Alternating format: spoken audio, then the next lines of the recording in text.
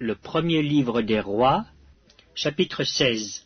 La parole de l'Éternel fut ainsi adressée à Jéhu, fils de Hanani, contre Baécha. Je t'ai élevé de la poussière, et je t'ai établi chef de mon peuple d'Israël. Mais parce que tu as marché dans la voie de Jéroboam, et que tu as fait pécher mon peuple d'Israël pour m'irriter par leurs péchés, voici, je vais balayer Baécha et sa maison, et je rendrai ta maison semblable à la maison de Jéroboam, fils de Nébat. Celui de la maison de Baécha qui mourra dans la ville sera mangé par les chiens, et celui des siens qui mourra dans les champs sera mangé par les oiseaux du ciel. Le reste des actions de Baécha, ce qu'il a fait et ses exploits, cela n'est-il pas écrit dans le livre des chroniques des rois d'Israël? Baécha se coucha avec ses pères, et il fut enterré à Tirtsa, et Éla, son fils, régna à sa place.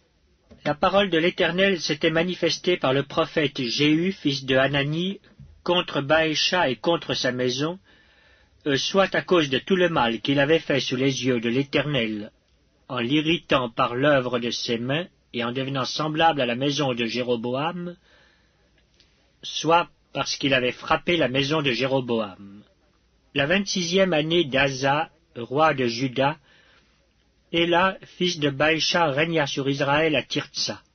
Il régna 2 ans. Son serviteur Zimri, chef de la moitié des chars, conspira contre lui.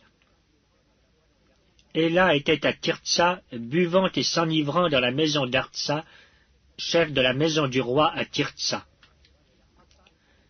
Zimri entra, le frappa et le tua, la 27e année d'Asa, roi de Juda, et il régna à sa place. Lorsqu'il fut roi et qu'il fut assis sur son trône, il frappa toute la maison de Baécha, il ne laissa échapper personne qui lui appartint, ni parent, ni ami. Zimri détruisit toute la maison de Baécha, selon la parole que l'Éternel avait dite contre Baécha par Jéhu le prophète, à cause de tous les péchés que Baécha et Éla son fils avaient commis et qu'ils avaient fait commettre à Israël, irritant par leurs idoles l'Éternel, le Dieu d'Israël. Le reste des actions d'Éla et tout ce qu'il a fait, cela n'est-il pas écrit dans le livre des chroniques des rois d'Israël? La 27e année d'Esa, roi de Juda, Zimri régna 7 jours à Tirtsa. Le peuple campait contre Gibéton qui appartenait aux Philistins. Et le peuple qui campait apprit cette nouvelle. Zimri a conspiré, et même il a tué le roi. Et ce jour-là, tout Israël établit dans le camp pour roi d'Israël Omri, chef de l'armée. Omri et tout Israël avec lui partirent de Gibéton, et ils assiégèrent Tirtsa. Zimri, voyant que la ville était prise, se retira dans le palais de la maison du roi, et brûla sur lui la maison du roi. C'est ainsi qu'il mourut à cause des péchés qu'il avait commis en faisant ce qui est mal aux yeux de l'Éternel, en marchant dans la voie de Jéroboam, et en se livrant aux péchés que Jéroboam avait commis pour faire pécher Israël. Le reste des actions de Zimri et la conspiration qu'il forma, cela n'est-il pas écrit dans le livre des chroniques des rois d'Israël? Alors le peuple d'Israël se divisa en 2 parties. Une moitié du peuple voulait faire roi Tibni, fils de Ginath, et l'autre moitié était pour Omri. Ceux qui suivaient Omri l'emportèrent sur ceux qui suivaient Tibni, fils de Ginath. Tibni mourut, et Omri régna. La 31e année d'Asa, roi de Juda, Omri régna sur Israël. Il régna 12 ans. Après avoir régné 6 ans à Tirtsa, il acheta de Shemer la montagne de Samarie pour 2 talents d'argent. Il bâtit sur la montagne, et il donna à la ville qu'il bâtit le nom de Samarie, d'après le nom de Shemer, seigneur de la montagne. Omri fit ce qui est mal aux yeux de l'Éternel, et il agit plus mal que tous ceux qui avaient été avant lui. Il marcha dans toute la voie de Jéroboam, fils de Nébat, et se livra au péché que Jéroboam avait fait commettre à Israël, irritant par leurs idoles l'Éternel, le Dieu d'Israël. Le reste des actions d'Omri, ce qu'il a fait, et ses exploits, cela n'est-il pas écrit dans le livre des chroniques des rois d'Israël? Omri se coucha avec ses pères, et il fut enterré à Samarie. Et Akab, son fils, régna à sa place. Akab, fils d'Omri, régna sur Israël la 38e année d'Asa, roi de Juda. Akab, fils d'Omri, régna 22 ans sur Israël à Samarie. Akab, fils d'Omri, fit ce qui est mal aux yeux de l'Éternel, plus que tous ceux qui avaient été avant lui. Et comme si c'eût été pour lui peu de chose de se livrer au péché de Jéroboam, fils de Nébat, il prit pour femme Jézabel, fille d'Ethbaal, roi des Sidoniens, et il alla servir Baal et se prosterner devant lui.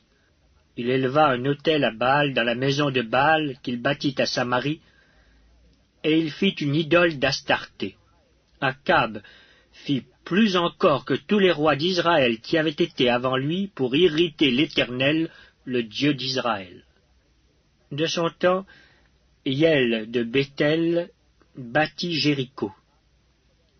Il en jeta les fondements au prix d'Abiram, son premier-né, et il en posa les portes au prix de Ségub, son plus jeune fils, selon la parole que l'Éternel avait dite par Josué, fils de Nun. Le premier livre des rois, chapitre 17. Élie le Tishbite, l'un des habitants de Galaad, dit à Akab, « L'Éternel est vivant, le Dieu d'Israël, dont je suis le serviteur. Il n'y aura ces années-ci ni rosée, ni pluie, sinon à ma parole. » Et la parole de l'Éternel fut adressée à Élie en ces mots. « Pars d'ici, dirige-toi vers l'Orient, et cache-toi près du torrent de Kérit qui est en face du Jourdain. Tu boiras de l'eau du torrent, et j'ai ordonné aux corbeaux de te nourrir là. » Il partit et fit selon la parole de l'Éternel, et il alla s'établir près du torrent de Kérit qui est en face du Jourdain. Les corbeaux lui apportaient du pain et de la viande le matin, et du pain et de la viande le soir, et il buvait de l'eau du torrent. Mais au bout d'un certain temps le torrent fut à sec, car il n'était point tombé de pluie dans le pays. Alors la parole de l'Éternel lui fut adressée en ces mots. « Lève-toi, va à Sarepta qui appartient à Sidon, et demeure là. Voici, j'ai ordonné à une femme veuve de te nourrir. » Il se leva, et il alla à Sarepta. Comme il arrivait à l'entrée de la ville, voici, il y avait là une femme veuve qui ramassait du bois. Il l'appela et dit, « Va me chercher, je te prie, un peu d'eau dans un vase, afin que je boive. » Et elle alla en chercher. Il l'appela de nouveau et dit, « Apporte-moi, je te prie, un morceau de pain dans ta main. » Et elle répondit, « L'Éternel, ton Dieu, est vivant. Je n'ai rien de cuit, je n'ai qu'une poignée de farine dans un pot et un peu d'huile dans une cruche. Et voici, je ramasse 2 morceaux de bois, puis je rentrerai et je préparerai cela pour moi et pour mon fils. Nous mangerons, après quoi nous mourrons. » Élie lui dit, « Ne crains point, rentre, fais comme tu as dit. Seulement, prépare-moi d'abord avec cela un petit gâteau et tu me l'apporteras. Tu en feras ensuite pour toi et pour ton fils, car ainsi parle l'Éternel, le Dieu d'Israël. La farine qui est dans le pot ne manquera point, et l'huile qui est dans la cruche ne diminuera point, jusqu'au jour où l'Éternel fera tomber de la pluie sur la face du sol. » Elle alla, et elle fit selon la parole d'Élie. Et pendant longtemps elle eut de quoi manger, elle et sa famille aussi bien qu'Élie. La farine qui était dans le pot ne manqua point, et l'huile qui était dans la cruche ne diminua point, selon la parole que l'Éternel avait prononcée par Élie. Après ces choses, le fils de la femme, maîtresse de la maison, devint malade, et sa maladie fut si violente qu'il ne resta plus en lui de respiration. Cette femme dit alors à Élie, « Qu'y a-t-il entre moi et toi, homme de Dieu? Es-tu venu chez moi pour rappeler le souvenir de mon iniquité et pour faire mourir mon fils ?» Il lui répondit, « Donne-moi ton fils. » Et il le prit du sein de la femme, le monta dans la chambre haute où il demeurait, et le coucha sur son lit. Puis il invoqua l'Éternel et dit, « Éternel, mon Dieu, est-ce que tu affligerais au point de faire mourir son fils, même cette veuve chez qui j'ai été reçu comme un hôte ?» Et il s'étendit 3 fois sur l'enfant, invoqua l'Éternel et dit, « Éternel, mon Dieu, je t'en prie, que l'âme de cet enfant revienne au-dedans de lui. » L'Éternel écouta la voix d'Élie, et l'âme de l'enfant revint au-dedans de lui, et il fut rendu à la vie. Élie prit l'enfant, le descendit de la chambre haute dans la maison, et le donna à sa mère. Et Élie dit, « Vois, ton fils est vivant. » Et la femme dit à Élie, « Je reconnais maintenant que tu es un homme de Dieu, et que la parole de l'Éternel dans ta bouche est vérité. » Le premier livre des Rois, chapitre 18. Bien des jours s'écoulèrent, et la parole de l'Éternel fut ainsi adressée à Élie dans la 3e année. « Va, présente-toi devant Akab, et je ferai tomber de la pluie sur la face du sol. » Et Élie alla pour se présenter devant Akab. La famine était grande à Samarie. Et Akab fit appeler Abdias, chef de sa maison. Or, Abdias craignait beaucoup l'Éternel, et lorsque Jézabel extermina les prophètes de l'Éternel, Abdias prit 100 prophètes qu'il cacha 50 par 50 dans une caverne, et il les avait nourris de pain et d'eau. Akab dit à Abdias, « Va par le pays vers toutes les sources d'eau et vers tous les torrents. Peut-être se trouvera-t-il de l'herbe, et nous conserverons la vie aux chevaux et aux mulets, et nous n'aurons pas besoin d'abattre du bétail. » Ils se partagèrent le pays pour le parcourir.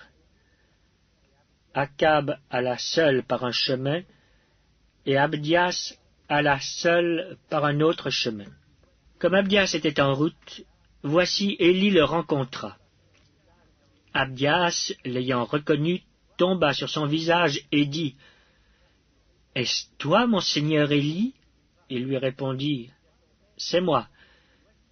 Va, dis à ton maître, voici Élie. » Et Abdias dit, « Quel péché ai-je commis pour que tu livres ton serviteur entre les mains d'Akab qui me fera mourir?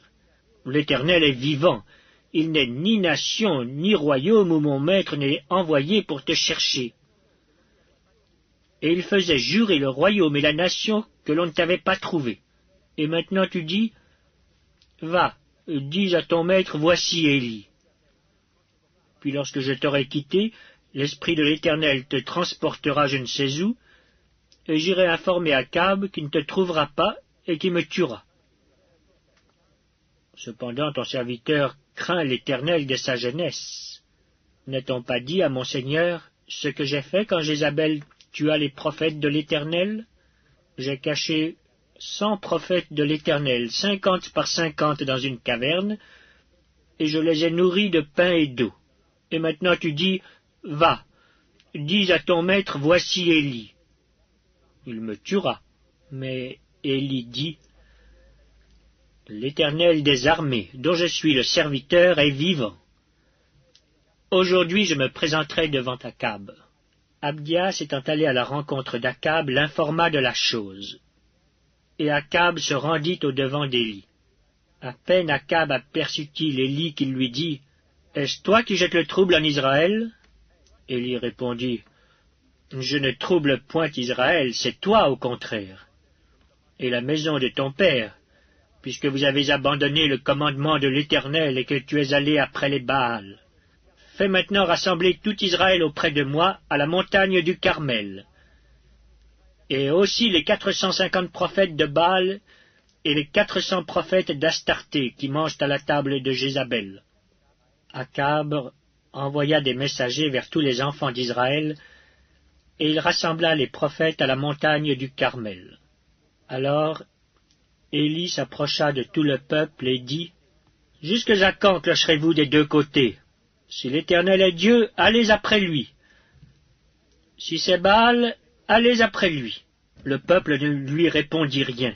Et Élie dit au peuple, « Je suis resté seul des prophètes de l'Éternel, et il y a 450 prophètes de Baal.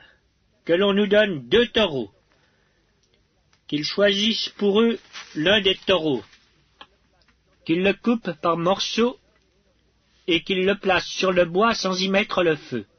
Et moi, je préparerai l'autre taureau, et je le placerai sur le bois sans y mettre le feu. Puis, invoquez le nom de votre Dieu, et moi j'invoquerai le nom de l'Éternel. Le Dieu qui répondra par le feu, c'est celui-là qui sera Dieu. » Et tout le peuple répondit en disant, « C'est bien. » Élie dit au prophète de Baal, « Choisissez pour vous l'un des taureaux. Préparez-le les premiers, car vous êtes les plus nombreux, et invoquez le nom de votre Dieu. Mais ne mettez pas le feu. » Ils prirent le taureau qu'on leur donna, et le préparèrent. Et ils invoquèrent le nom de Baal depuis le matin jusqu'à midi, en disant, « Baal, réponds-nous » Mais il n'y eut ni voix ni réponse. Et ils sautaient devant l'autel qu'ils avaient fait. À midi, Élie se moqua d'eux et dit, « Criez à haute voix, puisqu'il est Dieu. Il pense à quelque chose, ou il est occupé, ou il est en voyage. Peut-être qu'il dort, et il se réveillera. » Et ils crièrent à haute voix, et ils se firent, selon leur coutume, des incisions avec des épées et avec des lances, jusqu'à ce que le sang coulât sur eux. Lorsque midi fut passé, ils prophétisèrent jusqu'au moment de la présentation de l'offrande. Mais il n'y eut ni voix, ni réponse, ni signe d'attention. Élie dit alors à tout le peuple, « Approchez-vous de moi. » Tout le peuple s'approcha de lui. Et Élie rétablit l'autel de l'Éternel qui avait été renversé.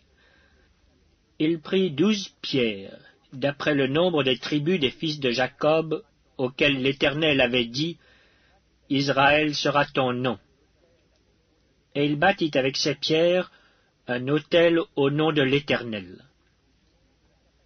Il fit autour de l'autel un fossé de la capacité de 2 mesures de semences. Il arrangea le bois, coupa le taureau par morceaux et le plaça sur le bois. Puis il dit, « Remplissez d'eau 4 cruches, et versez-les sur l'holocauste et sur le bois. » Il dit, « Faites-le une seconde fois. » Et ils le firent une seconde fois. Il dit, « Faites-le une 3e fois. » Et ils le firent une 3e fois. L'eau coula autour de l'autel, et l'on remplit aussi d'eau le fossé. Au moment de la présentation de l'offrande, Élie le prophète s'avança et dit, « Éternel, Dieu d'Abraham, d'Isaac et d'Israël, que l'on sache aujourd'hui que tu es Dieu en Israël, que je suis ton serviteur et que j'ai fait toutes ces choses par ta parole. Réponds-moi, Éternel, réponds-moi, afin que ce peuple reconnaisse que c'est toi, Éternel, qui es Dieu, et que c'est toi qui ramènes leur cœur. » Et le feu de l'Éternel tomba, et il consuma l'holocauste, le bois, les pierres et la terre, et il absorba l'eau qui était dans le fossé. Quand tout le peuple vit cela, ils tombèrent sur leur visage et dirent, C'est l'Éternel qui a Dieu, c'est l'Éternel qui a Dieu. Saisissez les prophètes de Baal, leur dit Élie, qu'aucun d'eux n'échappe. Et ils les saisirent. Élie les fit descendre au torrent de Kison, où il les égorgea. Et Élie dit à Akab, « Monte, mange et bois, car il se fait un bruit qui annonce la pluie. » Akab monta pour manger et pour boire. Mais Élie monta au sommet du Carmel, et, se penchant contre terre, il mit son visage entre ses genoux et dit à son serviteur, « Monte, regarde du côté de la mer. » Le serviteur monta, il regarda et dit, « Il n'y a rien. » Élie dit 7 fois, « Retourne. » À la 7e fois, il dit, « Voici un petit nuage qui s'élève de la mer et qui est comme la paume de la main d'un homme. » Élie dit, « Monte, et dis à Akab, « Attelle et descends afin que la pluie ne t'arrête pas. » En peu d'instants, le ciel s'obscurcit par les nuages, le vent s'établit, et il y eut une forte pluie. Akab monta sur son char et partit pour Jizréel. Et la main de l'Éternel fut sur Élie, qui se ceignit les reins et courut devant Akab jusqu'à l'entrée de Jizréel.